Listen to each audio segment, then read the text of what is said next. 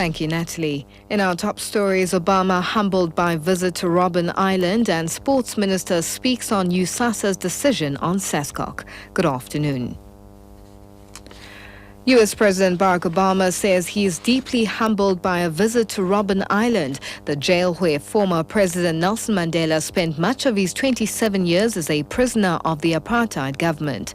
Writing in the jail's visitors book, Obama said the inmates of Robben Island were a reminder that no shackles or cells could match the strength of the human spirit. In a historic move by the UK government, Britain has asked South African officials for approval to hold a memorial service for former President Nelson Mandela at Westminster Abbey when the time comes. It would be the first for an African and non-British citizen.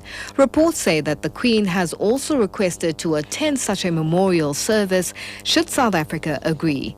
Westminster Abbey officials have contacted South Africa with the request while acknowledging the sensitivity of the matter, given that Mandela is still alive in hospital. It is understood the officials were motivated by a request from the Queen. Members of the public have continued to pray for ailing former President Nelson Mandela, who is at the Mediclinic Heart Hospital in Pretoria. Different churches and organizations have arrived to pray for the well-being of the icon. Mandela was admitted to the hospital 3 weeks ago with a recurring lung infection. Members of the Umkhonto weSizwe Veterans Association have also visited the facility to pray for Madiba. Chairperson Kibi Mapatwe.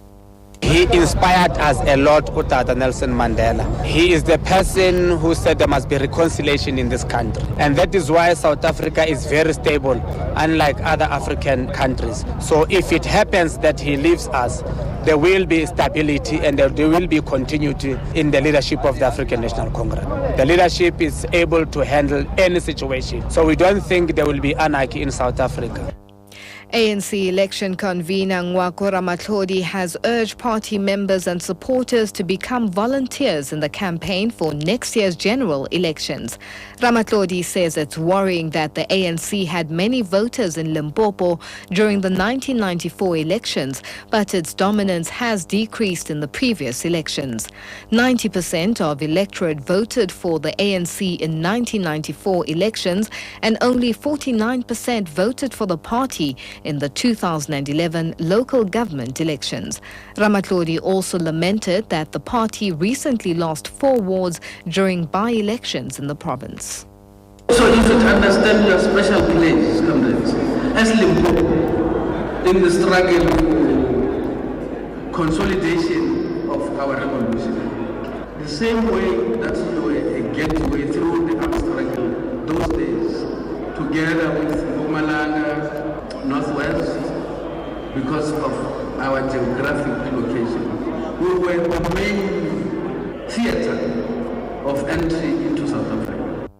Moving further afield, European Union President Martin Schulz says fresh allegations that the United States eavesdropped on EU politicians could have a serious impact on relations.